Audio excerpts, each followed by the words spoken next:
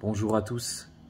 Au milieu de ce temps de retrait, au milieu de ce temps de carême, de ce temps de silence pour moi, je me permets de faire cette petite vidéo car je me suis senti appelé à le faire dans la prière. Vous savez qu'en France, on vient de passer apparemment dans la Constitution française, on veut mettre l'IVG, l'avortement généralisé, dans la Constitution, de manière à ce qu'il n'y ait plus jamais de retour en arrière possible. Bon. On serait donc, nous les Français, nous la France, le premier pays à le faire. Et c'est une marque symbolique très très forte. Vous savez que la France a un destin spécial, qu'à l'époque, avec Saint-Rémy, qui sacra Clovis, avec par la suite la triple donation, avec Sainte Jeanne d'Arc, Charles VII, etc. La France, c'est la fille aînée de l'Église. La France, c'est celle qui a toujours été, le roi de France était le lieutenant du Christ. La France a un rôle à jouer de pair avec l'Église. Elle représente en quelque sorte le pouvoir temporel, quand l'Église est le pouvoir spirituel. En tout cas, la France marchait avec ses hauts et ses bas aux côtés de l'Église catholique. Et le sommet eut lieu, on va dire, au XIIIe siècle, XIIIe, XIVe, où la civilisation chrétienne catholique était au plus haut. Et puis, il y a eu des chutes, des chutes, des chutes.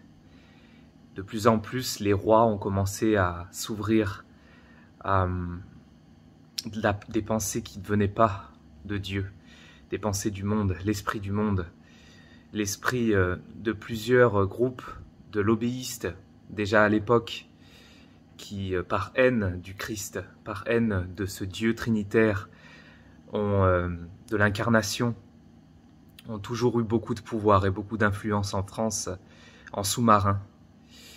Et aujourd'hui, on en est à l'apothéose. Peut-être qu'on descendra encore plus bas, qui sait. Il y a eu depuis la Révolution française cette marque qui s'est inversée. Tout doucement, comme j'ai dit, ça a dégradé. Ça ne date pas de la Révolution française, ça date de bien avant où nos élites catholiques ont failli, tout doucement, étape par étape, où l'esprit du monde gagnait de petit à petit des victoires, jusqu'à finalement cette Révolution française. Et cette Révolution française a changé les choses. C'est-à-dire que là où la France était la lumière du monde, la lumière du Christ, elle est devenue aussi la lumière du monde, mais une autre lumière. Une lumière qui ne venait pas de Dieu. Une lumière des Lumières, par exemple, le courant des philosophes, mais aussi et surtout une lumière luciférienne. Le mot est fort, mais c'est la réalité. Une lumière diabolique, dans son essence la plus glorieuse, au sens, non pas le Satan, l'adversaire, mais le dragon qui prend sa forme la plus attirante pour les hommes. La forme luciférienne, la forme de l'ange de lumière déchu, qui veut faire de nous des dieux, comme le dit Satan à Ève, à Adam et Ève, vous serez comme des dieux. Et voilà, la promesse se réalise petit à petit, mais c'est une fausse promesse.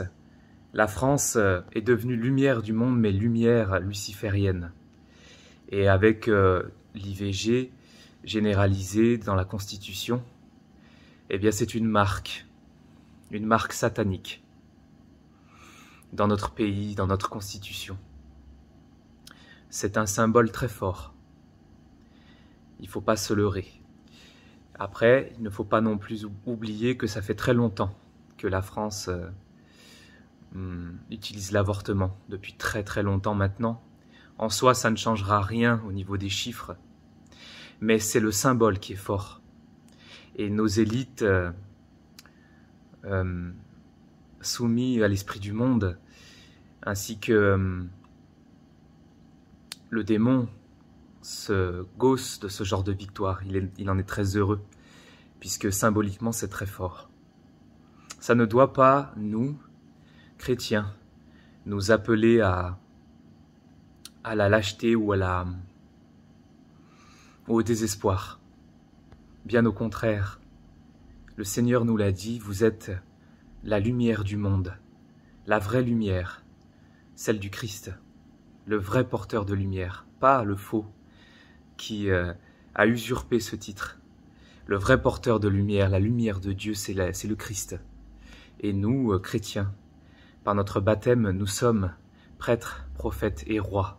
Et nous sommes ces lumières qui brillent, nous devons briller devant les hommes et dans ce pays qui sombre et qui se perd, tout comme Israël dans l'Ancien Testament se perdait au fil des siècles jusqu'à l'apothéose du reniement du Christ, de ne pas accepter le Messie. Eh bien nous, la France, Israël du Nouveau Testament, si je puis dire, eh bien nous avons brillé pendant longtemps et maintenant, par nos infidélités, eh bien nous payons le prix. Et ce n'est peut-être pas fini. Mais je crois réellement qu'un jour, la France se relèvera et l'Église aura un temps où elle se relèvera aussi, avant la fin, avant la passion, avant, eh bien, la fin du monde. Donc, soyons heureux, soyons en joie. Nous avons un trésor et nous avons un trésor à partager et ne perdons pas espoir. Le Seigneur est avec nous et si Dieu est avec nous, qui sera contre nous? Personne, ni les élites de ce monde, ni les esprits impurs dans les lieux célestes. Personne ne sera contre nous, peu importe les tribulations, peu importe les attaques que nous subirons.